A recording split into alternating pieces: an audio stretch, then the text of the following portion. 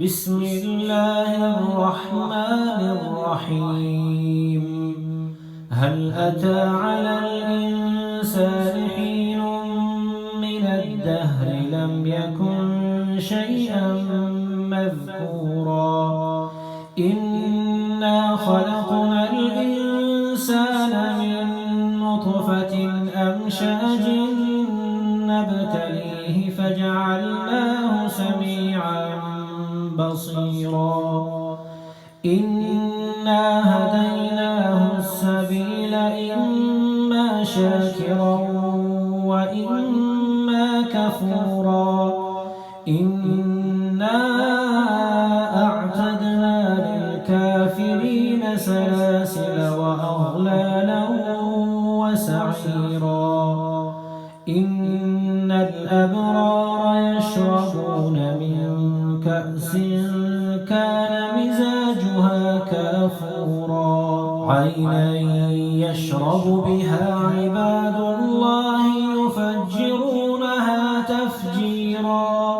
يوفون بالنذر ويخافون يوما كان شره مستطيرا.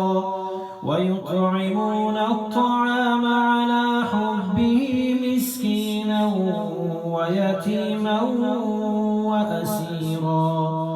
إنما نطعمكم لوجه الله لا نريد منكم جزاء ولا شكورا. إنا نخاف من ربنا يوما عبوسا قمطريرا. فوقاهم الله شر ذلك اليوم ولقاهم نضرة وسرورا وجزاهم بما صبروا جنة وحريرا. متكئين فيها على الأرائك لا يرون فيها شمسا ولا زمهريرا. ودانية عليهم ظلالها وذللت قطوفها تذليلا. ويطاف عليهم بآنية من فضة وأكواب كانت قوارير من فضة قدروها تقديرا. ويسقون فيها كأسا كان مزاجها زنجبيلا.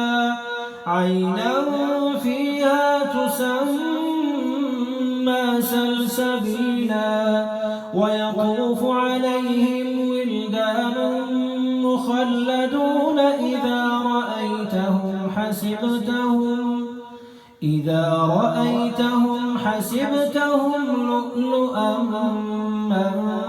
منثورا.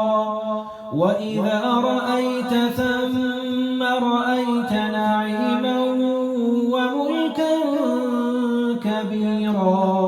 عاليهم ثياب سندس خضر واستبرق وحلوا أسابر من فضة وسقاهم ربهم شرابا طهورا. إن هذا كان لكم جزاء وكان سعيكم مشكورا. إنا نحن نزلنا عليك القرآن تنزيلا. فاصبر لحكم ربك ولا تطع منهم آثما أو كفورا. واذكر اسم ربك بكرة وأصيلا. ومن الليل فاسجد له وسبحه ليلا طويلا. إن هؤلاء يحبون العاجلة ويذرون وراءهم يوما ثقيلا. شددنا أسرهم وإذا شئنا بدلنا أمثالهم تبديلا إن هذه تذكرة فمن شاء اتخذ إلى ربه سبيلا وما تشاءون